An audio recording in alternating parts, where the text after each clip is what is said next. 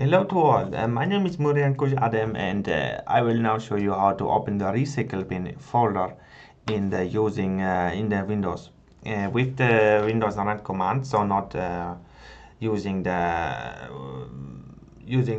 recycle bin which is on the desktop. So you can also hide it on the desktop if you know, but this will not be part of this video.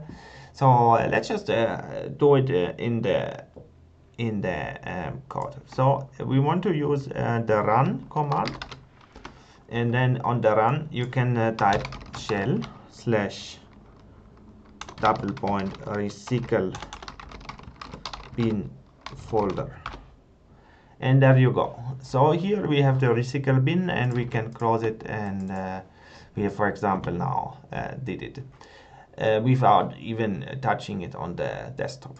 Okay, so this has been part of the video, and I think it's very helpful and hopeful. Yes, thank you. Bye.